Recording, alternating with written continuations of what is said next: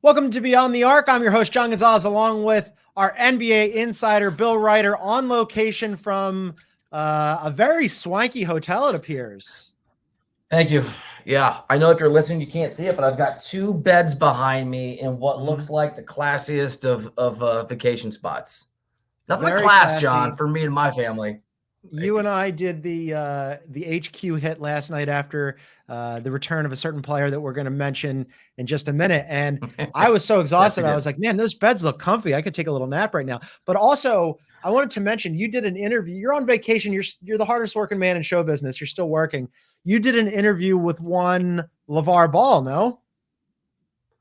I did. And you know what? Credit to Adi Joseph, who is my boss. And I think one of the 51 bosses that maybe you have too. There's like an interesting flow chart here. Just when LaMelo got shut down, it was a good, I know LeVar a little bit. He suggested I reach out. It was actually, so full disclosure, I like LeVar Ball and I liked him even more after the interview. And maybe that puts me a little bit on an island, but I thought he was really, maybe not introspective, but I thought it maybe interesting on both of his sons and a perspective I didn't guess he would have in terms of like, they've already won come what may. When Lonzo was coming into the league, LeVar was completely omnipresent. And then he kind of just like vanished from the zeitgeist all of a sudden. I was kind of surprised by it. Really amazing. But people should go check that out. It's in the Beyond the Arc feed right now. And also Bill wrote about it for CBSSports.com. So you get a double dip of LeVar and Bill together. It's wonderful. You should check that out. Also, encourage everybody to download and follow us. Please leave us a review. It helps people find us. Trying to build a community here at Beyond the Arc. We're very excited about it. All right, later in the show, per usual on Wednesday, we're going to do a little stock up and stock down. But first, we got to talk about the main topic in the NBA. The man of the hour, the Phantom of Philadelphia returns. Joel Embiid came back. He was out since January 30th with meniscus surgery. There was a report or reports that he would be returning this week. Then all of a sudden, he was listed as out yesterday for the game against the Thunder. He didn't show up for shoot around. Ashley and I talked about it. I was like, man, I was getting excited. And now I'm not excited anymore. Then 5:30 rolls around before tip-off, which, as you know, Bill, and I know from covering the NBA, that's when you really got to figure out if somebody's going to be in the game or not. Suddenly, he goes from out to questionable. And then he plays last night, Bill, and he plays amazing. He plays 29 minutes. Goes for 24 points, 7 assists, 6 rebounds, 3 steals, and then they win the game. A virtuoso performance from Joel Embiid. He was another beast. And look, this isn't negativity. It's just context. He also was completely exhausted by the end of the game, had a bunch of turnovers. I mean, he was 61% or 48% Joel Embiid, and he still dominated that game and turned the Sixers into a remarkably different and obviously better basketball team. And John, he's got to ramp up and he's got to get there. He was awesome, and he wasn't even remotely the guy that he's going to be, presuming he stays healthy over the next few weeks. And I didn't like how many minutes he played, though. I was thinking about you. I was holding my breath. I love Embiid in a vacuum, but now that we're doing the show together, as much as I love giving you a hard time about the Sixers and just sort of playing with your emotions and the pain and the joy that sort of comes and goes, like I do understand that kind of affection and that kind of loyalty and the fact it's a real thing for you. I did not love him being on the floor as much as he was, even if they won the basketball game. That aside, yeah, it was like a light had finally been shined in a dark place for Philadelphia again. And I was already a believer in what they can be. It was just to see it again as a reminder of what an impact player he is, even when he's not 100%. It was awesome to see it back. Yeah, 29 minutes. It's a lot. I was texting you and producer Aaron during the game where in the fourth quarter, he started the fourth quarter and he was playing most of it. And I thought, man, they're closing with him already. And now he did take a quick timeout in the fourth quarter to sit for a second before they brought him back with like 4 or 5 minutes left or something. But 29 minutes where it wasn't just a light 29 minutes either, Bill. They leaned on this guy. I mean, like there was a moment in the second quarter where I was like, yeah, he's tired, but he's playing like full. He's trying to be the full Embiid where he was just steamrolling guys. He pancaked the other Jalen Williams because starter Jalen Williams was out last night, as was SGA. But he pancaked the other Jalen Williams where he just like bowled over him and he hit the deck and everybody like kind of held their breath. And I'm like, man, this is full go Joel Embiid for as much energy as he can possibly muster. It's not, he's not in shape yet, which is to be expected. He doesn't have his wind yet, which is to be expected. But the way he was playing was like, that's the full Joel Embiid experience. It was really remarkable.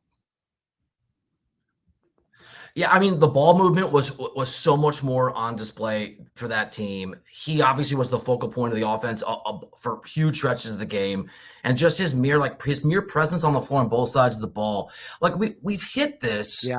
And I know I've said it, and I know I've said it in the context of trying to elicit maybe some, maybe I've been a little mean-spirited, but I was serious when I said that's a championship caliber team if he's back, and I know the road is more difficult now because they're probably going to be in the 7-8. And you hope you win that game. And if you don't, if you have to go down to that second play-in spot for the 8 spot, and if you win that and you play Boston, lights are probably off. But presuming the road isn't too brutal, John, they do look like a championship. I know it's one game, but would you agree can you see that championship level team that I've been talking about? Because I could last night. I mean, this is a tougher thing for me because again, we need to. There's a caveat here that SGA didn't play and Jalen Williams didn't play. So they're missing two of their best players and two starters who are absolutely integral to a team that, yeah, exactly. So it's still a good win for them. And I look at it and I'm like, okay, when Embiid's out there, it changes everything for them. Yeah. I just wonder, will he be in shape enough? There's 6 games left now, right? So you have 6 games to get him in shape. They've got a back-to-back coming up on the road where they've got the Grizzlies and the Spurs. You're not going to play him in both games. You're going to sit him in one of those. So he's got 5 games. Right, he'll play one. What's that? Yeah. Yeah, he'll play one. Yeah, so you've essentially got Yeah, they've got 5 games left for him in the regular season to sort of get in shape. I think that might be enough. And then all of a sudden it's like, okay, well, if he can stay healthy in the postseason, they've got a shot. Now, you mentioned who are they playing in that 7-8 matchup. It's absolutely critical that they win that and face the Bucks, because if you've got the Celtics out of the chute, I think you're probably DOA. But with the Bucks and you're on the other side of the bracket, I could see them making a run. Now, championship is another thing. I think that might be a bridge too far, but Eastern Conference challenge the Celtics. Yeah. I could see it. Yes. I mean, look, so there's a lot of ifs, ands, buts, maybes, and hopes here. You're playing roulette. But if you make an Eastern Conference Finals, anything can happen. And not to break your heart, but to go back to when the Raptors won that series, several years ago behind Kawhi Leonard, first they needed a miracle quadruple bounce in the second round of the playoffs from Kawhi. And I'm not taking anything away from Toronto, but they shouldn't have had a chance against that Warriors team. But a bunch of Warriors players got hurt. It happened. So if the Sixers can make, by the way, it's not just the Sixers. If the Heat win that 7-8 game, presumably those two, maybe it's the Heat who are positioned. Someone's going to be positioned for an interesting run, because I do think Milwaukee, and we've discussed this, is hyper vulnerable because they're hyper inconsistent and they're hard to kind of know who and what they are. We've discussed it a lot. There is a path and a route for whoever the 7 seed is, because Boston will be the one to play a Milwaukee team that maybe is a lesser version of what you'd usually get from a team at that position in the standings and that level of talent. And if you can win that opening round series, I don't think you really fear anybody in the East, like truly fear anybody, until you get to Boston. So yeah, you're right. Maybe not championship, but if you make a conference finals, whether you're the Heat or you're in this case the Sixers, and Embiid has ramped up and he's playing 30 minutes or 30, and he's not winded when he's taking free throws at the end of the game, I'm not saying they're favorites, but it's not as impractical as, I don't know, the Atlanta Hawks a few years ago when they made that run. That there's a world where you can kind of see the Sixers having it all come together. Absolutely. I mean, just the way he plays, Bill, and how he changes the complexion of that team. I mean, 12 for 12 from the free throw line is where I start with Joel Embiid, that he is an absolute beast. He's a monster. There's nobody in the NBA that can body him up, right? He gets to the line as much as anybody in the league, and he's an awesome free throw shooter, which is, semi unusual for bigs, right? I mean, that's generally traditionally something that big guys struggle with. He doesn't. He's awesome at it, and that's free points for the Sixers, where you need a bucket, even and he gets hacked. He's on the line now. All of a sudden, they've got a shot, and he also had at the end of the game. This is what I'm talking about him changing the complexion of the team. End of the game, you need to stop Josh Giddey in the starting lineup. They had to close with him last night because, as I mentioned, no SGA, no Jalen Williams. all of a sudden you got Josh Giddey one-on-one with Joel Embiid on the perimeter, which you would think not a great matchup when you've got Embiid that far away from the basket. Embiid got up into him, ripped the ball on a steal, drove the length of the floor, put his shoulder into Chet Holmgren, drew the foul, went to the line, hit both, bang, bang, we're off to Sizzler. I mean, that guy, like, that was one of the best defensive plays I've seen him make in his career, and he's made a ton of them, and he did it after coming out of street clothes, sitting on the bench for 2 months. I mean, totally gassed. Totally gassed. Nothing left in the tank. Didn't matter because he wanted that. And that's what Embiid changes for that team. Yeah, I think that's the play where he hit the ground, right? It was fine, but stayed on the ground. For a minute, I thought he was hurt, but then I was like, oh, he just can't breathe. He's literally like me after I've tried to play soccer with the 14-year-old kids in my neighborhood. You're right. I was thinking about this last night. Other than the Warriors, who aren't actually probably contenders, is there a single team that thinks they are actually contenders who rely more on their star than anybody else? Because he doesn't really have a number two, right? Like if AD goes down, LeBron is in trouble. And I would argue if some of those guys goes down in Boston, I'm not sure I trust Jason Tatum. And if Jamal Murray's not there, he's not as shiny, but just the numbers bear it out. The Nuggets need Jamal Murray to be on the floor. For Philly, it's a one-man show. You take Tyrese Maxey out, but you have a healthy Embiid, I still think they're going to be okay. Tobias Harris, can I say this on the podcast? He sucks. I know you're not going to, but like, he's just not sucks. It's unfair. He's just not good. Buddy, so like, now that those pieces don't matter. You're an honorary Philadelphian now. I mean, you're singing. You're singing to the choir. I can't watch it. Listen, I can't watch it. He got a max contract when he was coming out. They trade for him from the Clippers. He was really good with Doc and the Clippers. He ends up in Philadelphia. They looked around. They were like, they need an extra guy. He was pretty good to start. They threw all the money at him. Not his fault for taking the money. Anybody would take the money. No, but they cannot wait. He's going to be an unrestricted free agent this offseason. They cannot wait to get off that contract. They cannot wait to say goodbye. Thank you very much. Here's your gold watch. Thank you for the time service. Have a good time in Detroit or wherever you end up. Literally every player on the floor is 50% or 60% better when Embiid's on the floor. And Oubre last night was awesome. He just other than Tobias Harris. Like he's the same guy. There was a play in the fourth quarter where they had moved the ball like 6 times, and then he got the rock and did some back up into 2 defenders and took some sort of fadeaway, ridiculously mathematically improbable fadeaway shot that he missed. It was a momentum. I can't stand him. But it struck me. Look, everybody needs their stars. And I'm not saying that that's not the case. But if Lillard goes down for the rest of the year, I don't know that even as good as Giannis as he carries that team, even if you take away the Doc doubts. And I think Jamal Murray is a requirement for the Nuggets to be as good as they are. It just struck me part of the reason I think we didn't give enough credit to what the Sixers could be is that Embiid is their first and their second best player. I can't think of another player outside of maybe Steph, but there's probably a counter argument there when Draymond was peak Draymond he's the guy. When Embiid is there, they are a championship level team. And regardless if they're missing somebody else, and when he's not, there is no Anthony Davis to carry them like there would be for the Lakers. There is no, group of stars in Boston if Tatum went out for a month. He is unique, I think, in that way, or close to unique in the NBA in that way. Yeah, you're right. Because with Dallas, you still have Kyrie. With Cleveland, Donovan Mitchell's obviously the guy, but Donovan Mitchell, for as good as he is not Joel Embiid, and the Cavs aren't the Sixers when the Sixers are healthy. So, I think you might be right there that he is that integral. And that's another reason why when we were talking about him and how much I hate the 65 game threshold, that's another reason why if he had gotten like even sniffing close to 65 games, that there was a case, absent that stupid rule, where he should be MVP because he's so valuable to his team. And you take him off that team and they go in the tank, right? They go from being 6th in the offensive rating and 7th in defensive rating to 22 and 23 without him, under 500 without him, well over 500 with him. It's a completely different team. But there's a bunch of other things that I want to touch on about his return because, how he came back was weird. Apparently he's lost a bunch of weight.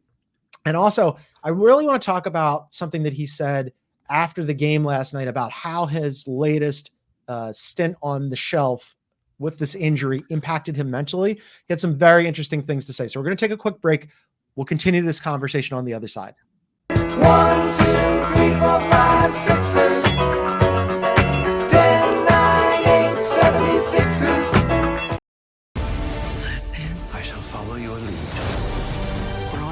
for one of the greatest powers ever known.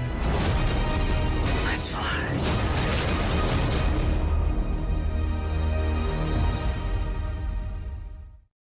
Welcome back to Beyond the Arc, Wednesday edition. John Gonzalez alongside Bill Ryder, just discussing the, don't call it a comeback, he's been here for years, return of the King, Joel Embiid. And there's a bunch of things here, Bill, that I wanted to get into. And first, let's start with the league business. So Embiid ends up getting into the lineup. He ends up playing, and everybody, I think Sixers fans certainly, but just basketball fans in general, are excited about it, right? You get to see one of the best players, the reigning MVP, back on the floor. He's gassed, but he's giving it his all. Isn't that fun? Well, there was a report prior to tip-off, the TNT broadcast was talking about this, that the league is going to launch an investigation into how he ended up playing last night, because initially it was he could come back, but then he was listed as out. Then all of a sudden at 5:30, they closed the lower bowl for the shoot around prior to the game, and nobody's allowed to watch him. And then all of a sudden he's questionable, and then all of a sudden he's playing. And the league tends to frown on this. Explain to people why this is a big deal from the league's perspective. And the Sixers are almost certainly going to get fined on this one, and I think that they're probably fine with that, but it is going to be a thing. Oh, yeah. Money well spent. So there's always been, especially with gambling being sort of an accepted part of what goes on in the NBA, there is a push for transparency in when people play and what their status is. And the short version is you're not allowed to pretend somebody is not injured when they are injured, or pretend they are injured when they're not. And so for him to go, not just to go from status as he was to playing, but to not be around for the processes that I can't think of a player that's ever not been around for that stage of the pregame that's played against you, other than if you're stuck in traffic. Normally, if you're late for a game, you're in trouble. It's bizarre. And I was going to give a theory yesterday when we were texting. I think that his comments after the game maybe allude to why, because clearly what happened is the guy wasn't going to play, but there was some thought that maybe he would. And I'm speculating here. No one in Philadelphia will answer my questions, but it seems like he forced his way to playing when maybe they want to be a little more cautious. And I think the video that you're alluding to, his comments are worth playing, because this may have less to do with being tactically deceiving by the Sixers and more Embiid just said, enough, I have to play. I'm miserable not playing. I think that's exactly what happened. I had talked to some people around the Sixers organization in the run up to this about, them getting him back and how they feel about it. And their whole position was, hey, he wants to play. He wants to be out there. We think that the Eastern Conference, aside from the Celtics, is wide open. So why not us? But I don't think that they really knew that Embiid was going to play until around 5:30, after he went through the walkthrough and he was shooting around a little bit and nobody was paying attention. And he was like, look, I'm getting out there. I honestly don't think it was the Sixers like trying to pull one over on anybody.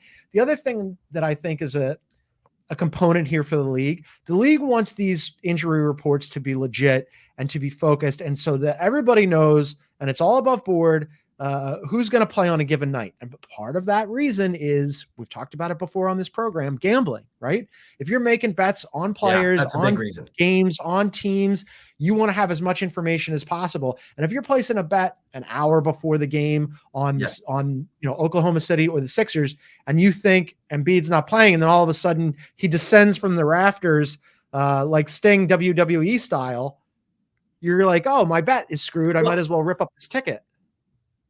And it's obvious, but if you don't have total transparency, it allows for the sort of manipulation of gambling by people on the inside that the NBA is terrified of, and just happened with Jonte Porter. I mean, you're talking about, and that's obviously not what's happening here with Embiid, but if you have a world where star players call or him any the player, Jonte Porter of the Sixers.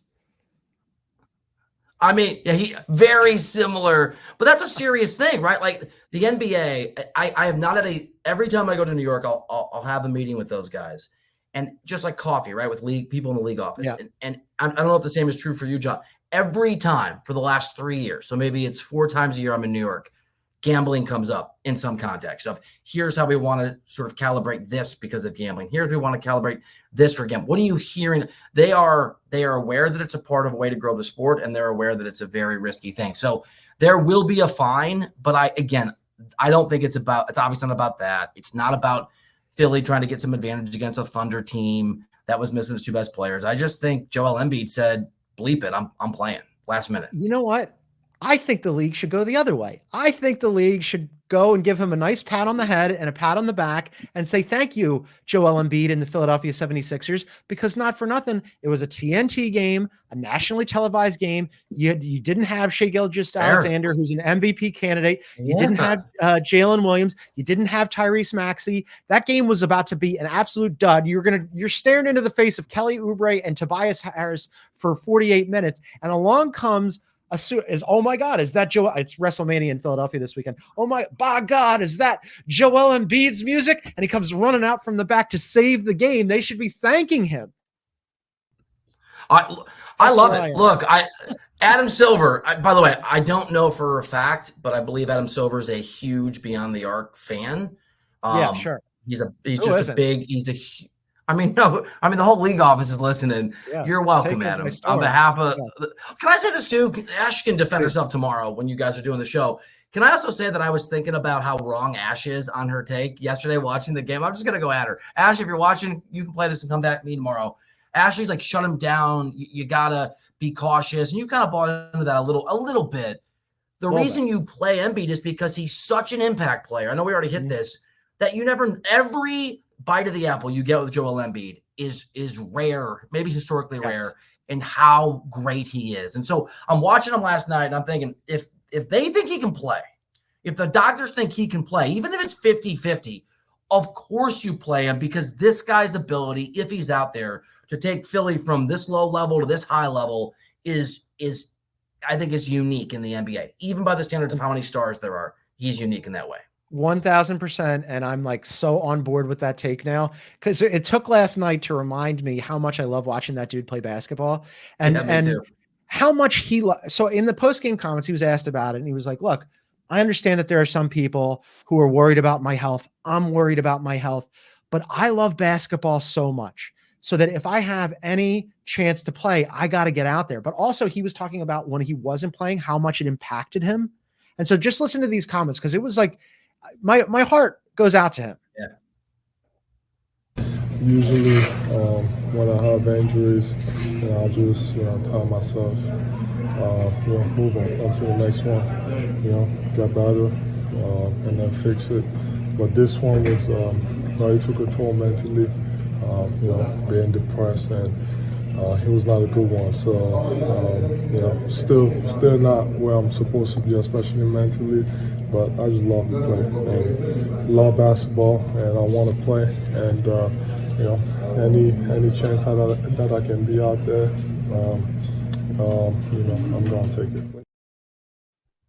That right there for me is like, if you can do it, then who are we to say don't go out there and play? Like, the guy wants to get out there. He lost so many first 2 seasons of his career to injuries, then a whole bunch more games that he could have been out there and wasn't because of injuries. And I hear him say stuff like that, Bill, and I'm like, cool, man, I get it. Go. If you can do it, do it.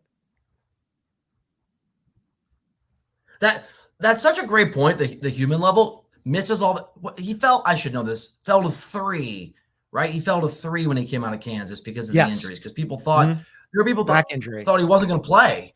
And look, I love Embiid, and I think he should play. And I'm with you. He is. I'm not a Sixers fan, but he is one of my 3 favorite players in the league to just watch, and has been since he hit on Rihanna. Right? I mean, I love the guy's personality. I love everything the guy's about. He's not going to play as long as LeBron James because of the way that he's built. He's not going to be one of these guys who sort of defies time and plays at an effective level his late 30s. He's probably not going to play at a highly effective level into his mid 30s, potentially. He's a big dude with a history of injuries, and the weight and the wear and tear of his build is going to impact him. You take every chance you can get just from I want to win perspective for the Sixers. You mix it with what we heard, his legitimate love of the game, obviously how much he missed playing. I'm glad he's out there, and whatever risk comes with that, so be it. Life is about risk. Let the guy do his thing and let the guy play and see what happens.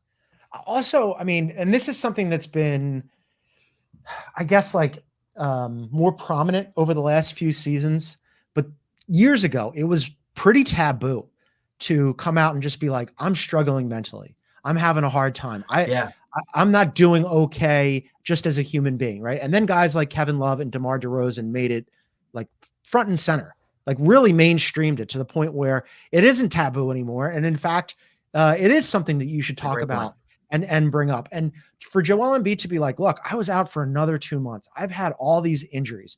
And not only was it a physical thing for me, but I'm sitting at home and I'm watching these guys play basketball. And it's really hammering I'm thinking about, how much he's 30 years old, but he's missed so much time. And why wouldn't that take a toll on you mentally? Bill, he also, and I don't know if the two are related, but I do know that when I'm not feeling well, when I have anxiety or depression or whatever, I don't really feel like eating, right? Embiid lost 20 pounds. Normally when you're sitting on the bench and you're not playing, you're gaining weight, especially for a big guy who's a really big guy. He lost 20 pounds. He looks fantastic. I don't know if the two are related, but clearly these last 2 months weren't easy for him. It's such a good point because, and again, we're not speculating. We heard him talk. There are guys who love hooping, not just hooping. There are people, and you are lucky if you're one of them, who love what they do for a living, right? Who love the thing they get paid for. And when that is taken away from people, not just in basketball, it makes people miserable. And I was thinking, it's such a good point, John. You and I are both soccer fans, right? We both love that is a sport where they talk about them, and I'm talking from a performance perspective, but also just a mental health. When guys are down on confidence, when guys are miserable, when guys are clearly just mentally not at their best, it impacts them. People talk constantly in that sport, soccer. The same is true. Of course, it's true in basketball, right? It's a grind. It's mental. In Embiid's case, he's got to carry that team. And so the fact that he is able to talk openly about it for the reasons that you talked about, and Kevin Love, I think, and DeRozan, Trailblazers, and there's other guys I'm forgetting who have talked about these things. It also, I just think PG talked about it in the bubble. In the bubble. Oh man. Yeah. I got offered the chance to go to the bubble, and I'm so glad I turned it down. That was thank you. The most miserable experience apparently ever. Horrible. Not only is it better for him, obviously, to be playing from a mental health perspective, I also think that guys like that who love to play, it impacts their game to be in a good headspace. I know that the human part comes first and the playing part comes second. But part of the reason Embiid being out there is so refreshing beyond just what it means for him is the happier a guy like that is, the better that he plays, right? I mean, those things are connected, and we don't talk about that enough. He misses enough time. And he gets to let's say he misses the rest of the season and they shut him down against his will. Who knows if he comes back next year? And he's just I lost another year. I hate this we all get mad at our bosses. I hate this organization. My time's going away. You got to manage his love for the game and give that credence as much as you got to manage his body, because the guy actually it's not just about the money for this guy. It's super, super relatable. I think because he's so invested in his job, and what we do is similar in that we are hyper invested into it. Right. And there's an ego component where, you're on a mic or your name's in a byline or whatever. And this business, the NBA is obviously very, very difficult to play in the NBA. Our business, the media, especially sports media, has been brutal recently. The industry has. Yeah, you're right. So many of my friends have lost their jobs. I was at Sports Illustrated. Me and everybody else lost their gig at Sports Illustrated, and they shut it down. Now they've got new owners and whatever, right? And when you lose that gig or lose the ability to do something that you love, this is the only thing I've ever been good at. To the extent that I am, the only thing that I've ever wanted to do and that I love. No, you are good at it. Well, thanks. But, your mileage, the listener's mileage may vary on that, but it's the only thing that I've ever wanted to do and that I love. And when I wasn't able to do it, it took a toll on me for sure. So I totally get where he's coming from. And I think it's awesome that he's back. And you were right, Bill. Bring him back. He wants to play. Let the guy play. I'm so excited to see him out there. It's very exciting. But yes, I'm sorry. I think the Wi-Fi at my hotel might have. Can you just say that last part again for me? It's it's a little sketchy still. We'll have to get to it on another show. I like hearing you say I was. By the way, if I'm going to be right on anything, and you're going to have to say those words, why not let it be the Sixers being back, baby? Let's go. This is it. A couple more things on this, and then we're going to do stock up, stock down. But I want to just discuss real quick the importance of that 7-8 matchup and the Sixers' remaining schedule now. They have 6 games left. As we mentioned, they have a back-to-back Memphis and San Antonio. He's not going to play in one of those games. So 5 games left for him. But they've got a 3-game road trip coming up. And lo and behold, it starts on Thursday where they play Miami in Miami. That is an absolute massive game for playoff seeding, because if the Sixers can end up hosting that 7-8 matchup, that's a boon for them, and vice versa. Same for the Heat. neither of those teams want to go on a road for a must-win game. I mean, and I said this earlier, but I think it bears repeating to your point. Being the 7 in the Eastern Conference, there is a path forward to a conference finals. It is not easy. There is absolutely a path forward. Being the 8 seed, you might as well just send Boston a love letter and a fruit basket that says, we won't be coming. We wish you well in the second round. And especially, look, I think for any team that comes out of the play-in to get to the first round and build some momentum, we've seen that has some power, right? We've seen teams be able to be underdogs and get some momentum and have that mean something, but especially for the Sixers where you got to get – Embiid is not going to be peak Embiid in the first round of the NBA playoffs, probably, right? He's going to have to build to that. And so, yeah, you're right. Huge showdown because whoever between Miami and Philly come out of that game, there's other teams that I respect. We'll talk about them when the time comes. Either of those teams, the Heat or the Sixers, can make an NBA Eastern Conference Finals. That is a legitimate outcome. Being 7 is absolutely crucial. Being 8 probably cooks you. Last thing before we move on, I have the odds in front of me for championship. I sent them to you last night. Contenders. Yes, you did. And all of a sudden, I'm sort of talking myself into this because I went back and looked. All right, look, Maxi's still hurt. Melton has been out for a while, but you, in theory, hope to get both of them back in time for the playoffs. At which point, I went back and looked at the starting lineup of Maxey, Melton, Batum, Harris, and Embiid. Bill, they're plus 163 in 219 minutes, which shouldn't be possible. That lineup, look, small sample size, they haven't been healthy, but plus 163 in 219 minutes is outrageous. So now all of a sudden, I'm looking at the Sixers. They've got the 9th best odds. Their odds are only slightly worse than the Wolves, the Suns, the Mavs. 30-1? Is it still like 30-1? It's plus 3,100. Yeah, and the Wolves are plus 3,000. So I can't bet on things like MVP or awards, and don't, because I vote for those. But I've been known to throw, some clams down on a team like Philly, and then you can kind of middle when they make the conference finals, or you can hedge. At 30-1, if you think they're going to win the 7-8 game, right? That's what you're. I don't think it's unreasonable, and I'll throw into your stat. We've already discussed this. When Embiid went down on January 30th, or I think that was the last game he played before the injury against the Warriors, by every standard, they were a championship contending team. Top 10 offensive rating, top 10 defensive rating. I think their net rating over that huge chunk of the season was 3rd or 4th. I mean, when they were healthy, and when Embiid was a big part of that health, to your exact point, they were dynamic, they were deep, they played on both sides of the basketball, and they look like a championship level team. And while they're not a 2 seed this year, again, if you get the 7 and you beat the Bucks, you basically are the 2 seed the rest of the way through. That Thursday game is so big. So if the Sixers beat the Heat, then the series will be tied for the season. Now, then it goes to conference record because they're not in the same division. And the Heat have, I think, a 3-game lead in the loss column. So the Sixers would have to really get lucky there to end up beating them for that 7 seed. But man, Thursday looms large. I cannot wait for that. Joel Embiid is back. All right, we're going to take a quick break, and then it's amazing. Quick break, and then we're going to do a little stock up, stock down on the other side. You came down here to tell us that your date is missing. I did not get ghosted. I think he was taken. You were dating as a way to face your divorce. Was I really the only thing holding you together, D? Damn. Ready or not, I am in search of a man with whom I had a beautiful connection. you can't hide. If anything feels off, we'll go. Off. Murderer. Who are you? Diara. Dion? Find you. All right, welcome back to a Wednesday edition of Beyond the Arc. We thank everybody for listening to us on the podcast, and also check us out on YouTube. You can find our page at Beyond the Arc CBS. We put a bunch of these videos up on our page as well as the entire show, so you can find us there. Subscribe to the page, hit the like button, do all that good stuff. All right, Wednesdays, Bill, we like to do stock up, stock down. Let's rattle through a couple positives first. You go first, stock up.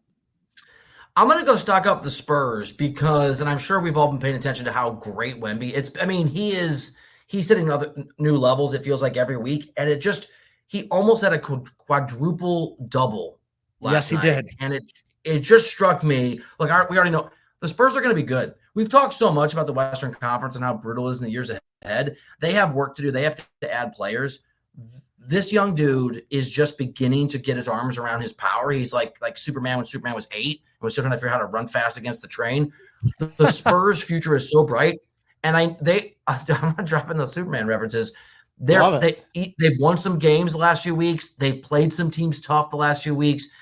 They've gone from being a bad team to I think a pretty good bad team, because Wemby is starting to figure some stuff out that is scary. So it's stock up long term. Buy Spurs stock now, because it's never going to be lower than it is in this exact moment. He had 9 blocks.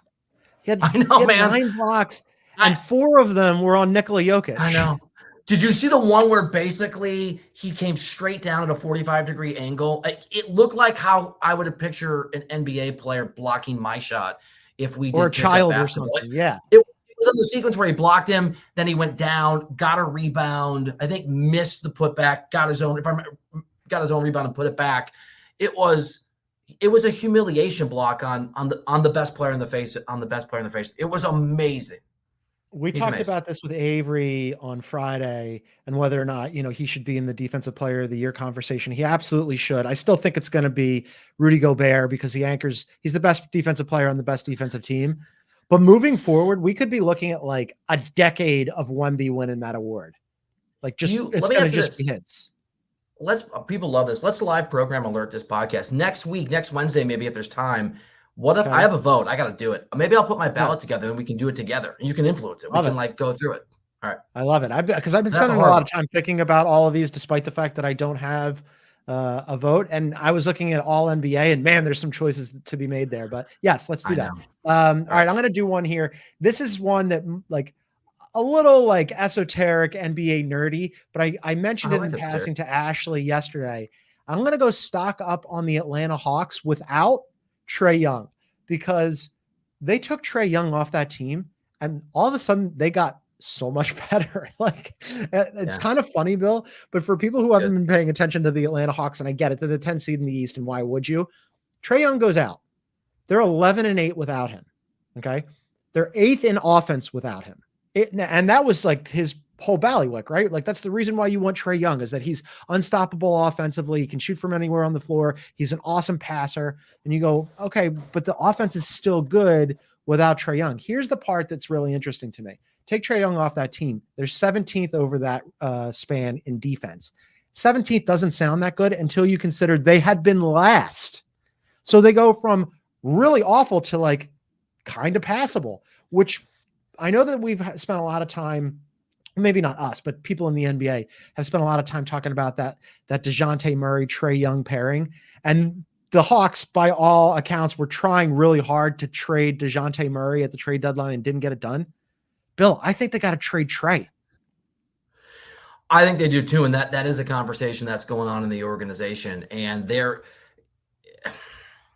look, I'm negative on a lot of people, so I'm going to try to be nice. Trae Young is not wildly popular in his own locker room. He is not a beloved figure among his teammates. And whoever's fault that is, whether that goes back to previous coaches, whether that goes back, as maybe people close to Trae Young would say, to mistakes he made that people haven't let go, whatever the reason, those things matter. We were talking about the psychology of Embiid. When your team doesn't like your leader, the guy can't lead. And so maybe Trae Young is better somewhere else. Maybe he's not. It's never going to work in Atlanta. And as I understand it, this goes back a year when Quinn Snyder got hired. Remember, he came in the end of the year last. It was very weird, the timing where Quinn came in. He was told that he would get to make a decision on Trae Young. He would get to have the power to decide whether to keep Trae or get rid of Trae. And I think I'm with you. He's seen enough. Trae Young's not it. The Lakers will trade for Trae Young if they can't get Donovan Mitchell. Somebody out. Oh, don't do it. You don't want Trae Young around Wemby, though. There's been rumors there, and that could be an interesting fit because you've got an anchor of your defense. Now, all of a sudden, he would be an interesting. All I'm saying is, if you're the Hawks, you can get something for Trae Young, and you build around DeJounte Murray. That's what I'm saying. Yes. Give me. And let me add this too. Let me just add this too. Quinn Snyder's a great coach who can make it work with almost anybody, and he hasn't been able to make it work with Trae Young. I think that is a Trae Young problem, not a Quinn Snyder problem. I'm going to go stock up Warriors. And I know this is obvious, and some of this is the Rockets sort of falling back.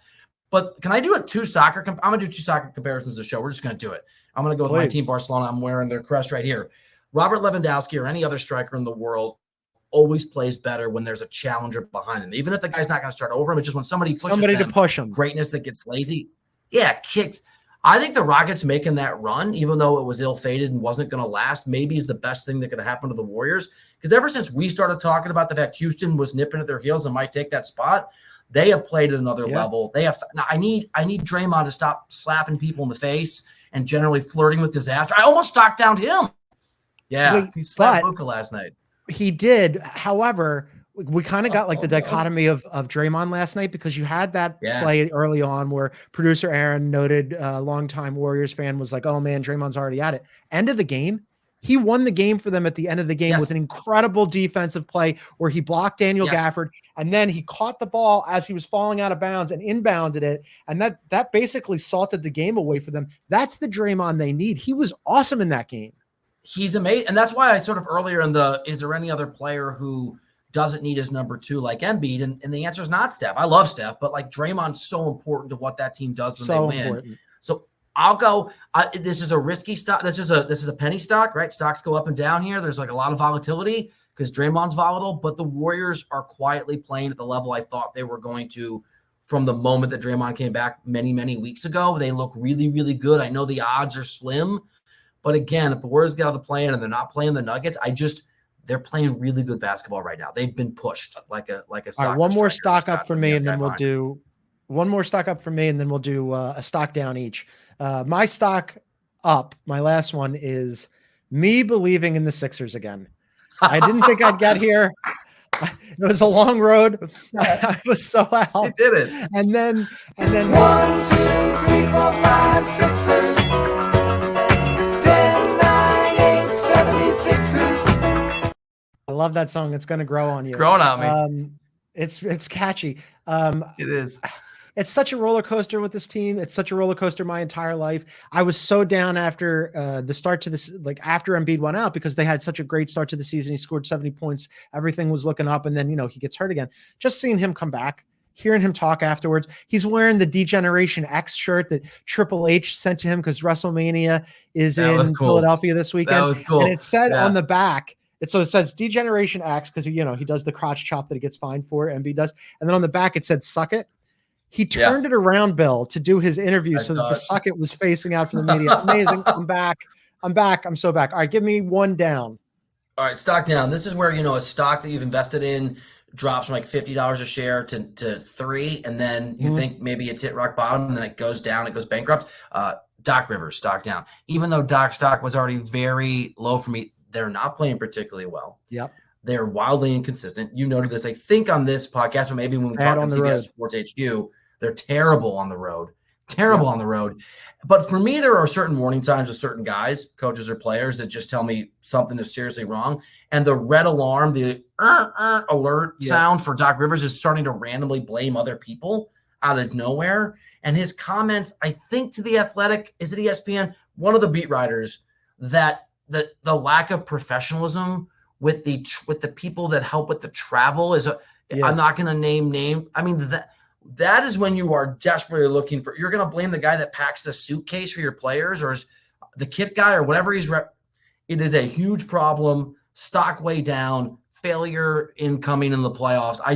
It has not worked. And by the way, I'm going to say this in my defense because I wrote something everyone got pissed off about. He had a little 15-game stretch after the All-Star game where they played really well. I remember looking at Adrian Griffin's similar stretch. 11-4. Just saying, it could be a statistical anomaly. They had a similar stretch in games 11 to 26 under Griffin as they had games 11 to 26 under Doc.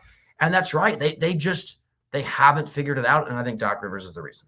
Yeah, they're 18-20 on the road. They lost to the Wizards last night. And afterwards in the media scrum, he was like, I don't like the way that we go on the road. And I've been taking a lot of notes. And I think like the way we approach it, and that includes like the travel, the people who help with our travel, and like the kick guys. And everybody's like, what? What are you talking about, man? He used the term, I think, lack of professionalism. Yeah. I mean, and he's like, that's something we can change. Yeah, well, you definitely could. I don't know that you necessarily need to like throw them under the bus before you do.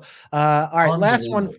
Last one for me. I'm going to go stock down on, although in real life, this actually I don't even know if they're a publicly traded company. It might be real life stock up, but for me personally, stock down on right before tip off last night.